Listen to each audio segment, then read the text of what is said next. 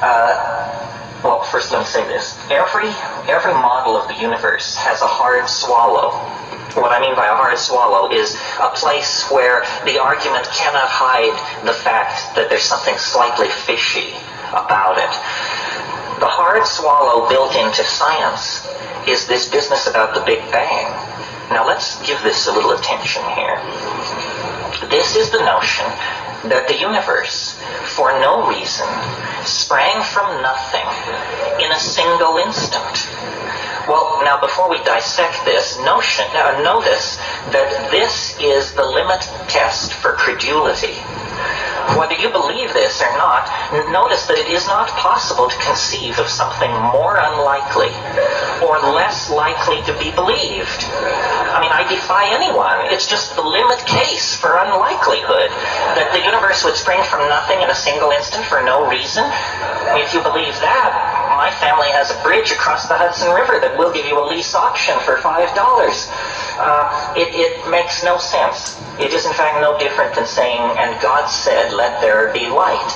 And what the philosophers of science are saying is, give us one free miracle, and we will roll from that point forward, from the birth of time to the crack of doom, just one free miracle.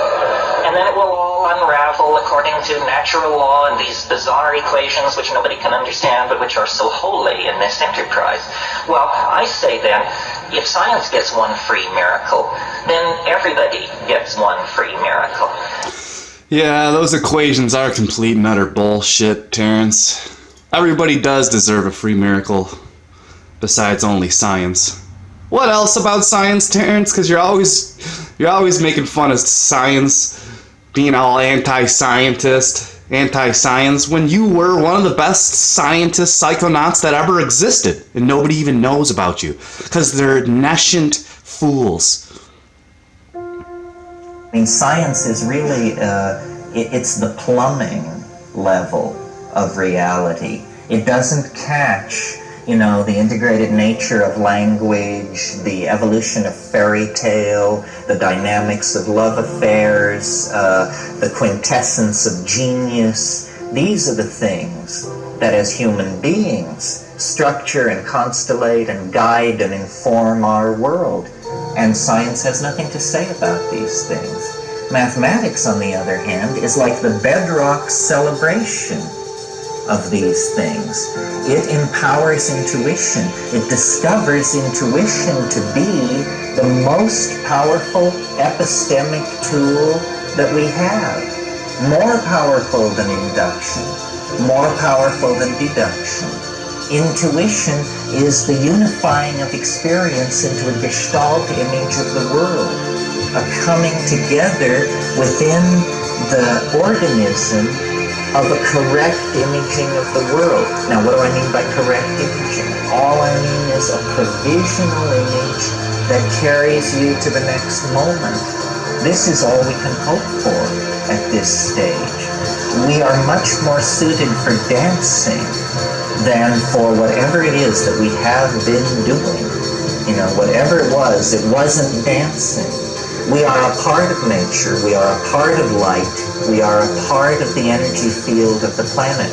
We are not its keeper in the sense that it is not given unto us to understand it. That was all a horrible misunderstanding.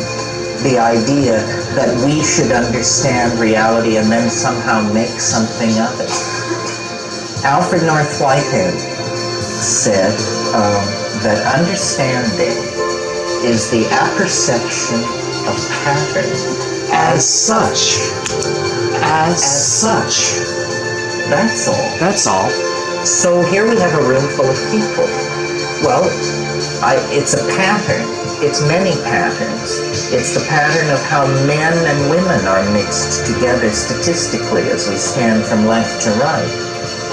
If I see a pattern there, I know something about the crowd. I understand something about the crowd. The pattern tells me something and I call that understanding. But we could analyze the crowd from the point of view of the distribution of young people and old people, or people in colors in the red-blue spectrum as according to the yellow-white spectrum.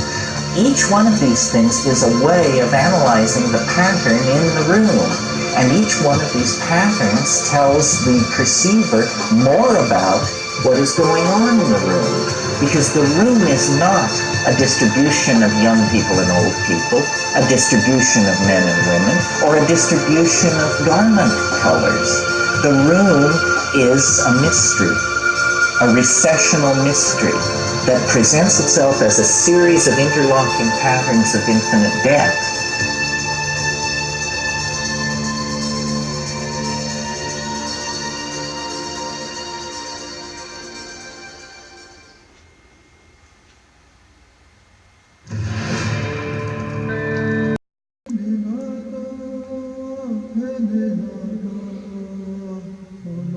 The great evil, in my humble opinion, which haunts our enterprise, and I say this realizing I'm setting the fox among the chickens, the great evil that has been allowed to flourish in the absence of mathematical understanding is relativism.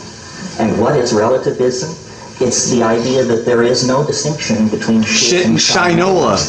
That all ideas are somehow operating on equal footing. Yo, fuck your globe. One person is a chaos theorist, another is a follower of the revelations of this or that New Age guru, someone else is channeling information from the Pleiades, and we have been taught that political correctness demands that we treat all these things with equal weight. No! Because we have no mathematical ability, no logical ability, we don't know how to ask the questions that expose some positions as preposterous, trivial, insulting to the intelligence, and unworthy of repetition.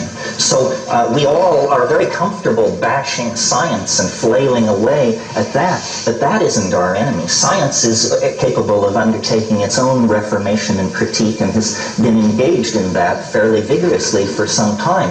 The enemy that will really subvert the enterprise of building a world based on clarity is the belief that we cannot point out the pernicious forms of idiocy that flourish in our own community. And this problem is growing worse all the time. I mean, just pick up a copy of Magical Blend or Shaman's Drum, and you will discover an appeal to the level of intellect that makes what's going on with television advertising look like a meeting at the Princeton Institute of Advanced Study. We have tolerated too many loose heads in our community. We are not willing to take on the karma involved in argument and discourse that actually gores somebody's ox, so that at the end of the day, iridology or Mormonism or some other form of institutionally supported foolishness lies in shreds on the floor. We consider this politically incorrect. I can feel the tension in this room because people sense I might gore their particular ox. If we had learned mathematical logic or reason or rules of evidence, when someone approaches us excited to inform us that the ruins of Lemuria have been spotted in the deep sea off Big Sur or something like that, we would be able to respond to that with the contempt it deserves. I had a conversation about this recently with someone who, if I had to describe their job category, I would describe them as mafioso. And I said, what do you think of the abduction phenomenon? And without hesitation, this person said, there are just so many foolish people in the world. And to me, all of these things are intelligence tests. And the people who pass the intelligence tests are not worrying about pro bono proctologists from other star systems.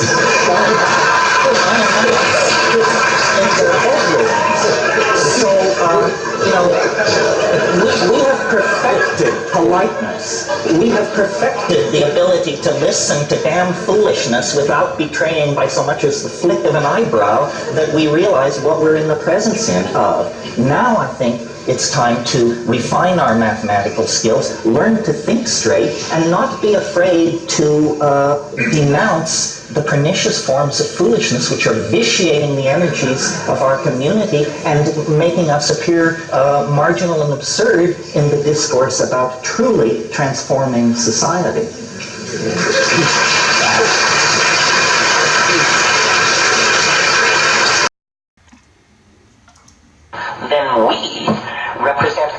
concrescence of universal intent. We're not mere spectators, or a cosmic accident, or some sideshow, or the Greek chorus to the main event. The human experience is the main event. The coordination of perception, of hope, of dream, of vision that occurs inside the human heart-mind-body interface is the most complex phenomenon in the universe. Now, even the